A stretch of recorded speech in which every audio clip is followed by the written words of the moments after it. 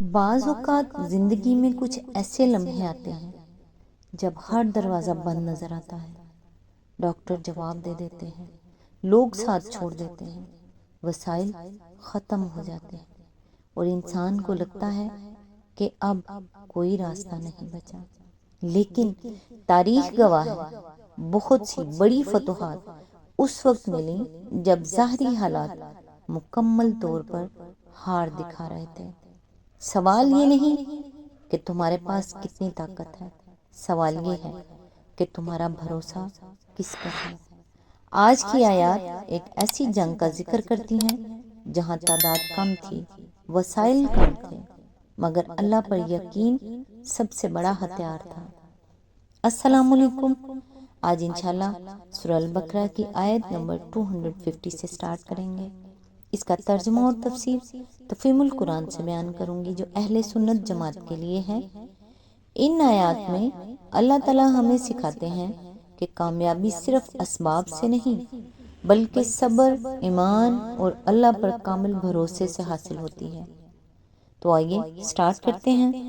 اعوذ باللہ من الشیطان الرجیم، بسم اللہ الرحمن الرحیم۔ اور جب وہ جالوت اور اس کے لشکروں کے مقابلے پر نکلے تو انہوں نے دعا کی، اے ہمارے رب، ہم پر صبر کا فیضان کر، ہمارے قدم جما دے اور اس کافر گروہ پر ہمیں فتح نصیب کر۔ اس آیت سے سبق جو ملتا ہے وہ یہ ہے کہ جب اہل ایمان جالوت کے مقابلے میں پہنچے تو انہوں نے پہلے ہتھیاروں پر نہیں بلکہ اللہ سے دعا پر بھروسہ کیا، اے ہمارے رب، ہم پر صبر انڈیل دے، ہمارے قدم جما دے اور ہمیں کامیابی عطا فرما۔ تفہیم القرآن بتاتی ہے کہ سچے مومن مشکل وقت میں گھبراتے نہیں بلکہ سب سے پہلے اللہ کی طرف رجوع کرتے ہیں۔ مصیبت کے وقت سب سے مضبوط سہارا انسان کی طاقت نہیں بلکہ اللہ سے تعلق ہوتا ہے۔ آیت نمبر 251، آخر کار اللہ کے اذن سے انہوں نے کافروں کو مار بھگایا اور داؤد نے جالوت کو قتل کر دیا اور اللہ نے اسے سلطنت اور حکمت سے نوازا اور جن جن چیزوں کا چاہا اس کو علم دیا۔ اگر اس طرح اللہ انسانوں کے ایک گروہ کو دوسرے گروہ کے ذریعے سے ہٹاتا نہ رہتا تو زمین کا نظام بگڑ جاتا، لیکن دنیا کے لوگوں پر اللہ کا بڑا فضل ہے کہ وہ اس طرح دفع فساد کا انتظام کرتا رہتا ہے۔ اس کی تفسیر ہے، داؤد علیہ السلام اس وقت ایک کم سن نوجوان تھے۔ اتفاق سے طالوت کے لشکر میں عین اس وقت پہنچے جبکہ فلسطینیوں کی فوج کا گرانڈیل پہلوان جالوت بنی اسرائیل کی فوج کو دعوت مبارزت دے رہا تھا اور اسرائیلیوں میں سے کسی کی ہمت نہ پڑتی تھی کہ اس کے مقابلے کو نکلیں۔ حضرت داؤد علیہ السلام یہ رنگ دیکھ کر بے محابہ اس کے مقابلے پر میدان میں جا پہنچے اور اس کو قتل کر دیا۔ اس واقعے نے انہیں تمام اسرائیلیوں کی آنکھوں کا تارا بنا دیا۔ طالوت نے اپنی بیٹی ان سے بیاہ دی اور آخر کار وہی اسرائیلیوں کے فرما روا ہوئے۔ تفصیلات کے لیے ملاحظہ ہو سموئیل اول باب 17-18۔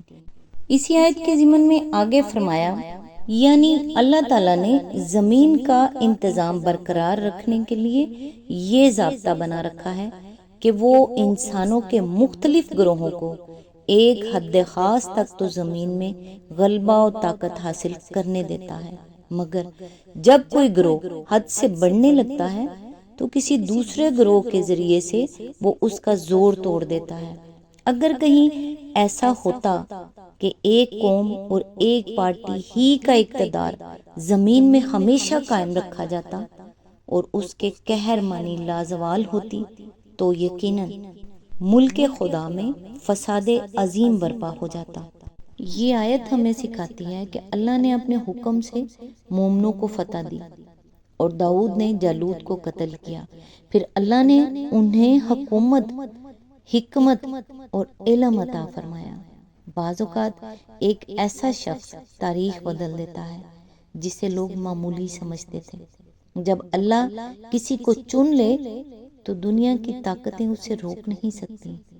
آیت نمبر 252، یہ اللہ کی آیات ہیں جو ہم ٹھیک ٹھیک تم کو سنا رہے ہیں، اور تم یقیناً ان لوگوں میں سے ہو جو رسول بنا کر بھیجے گئے ہیں۔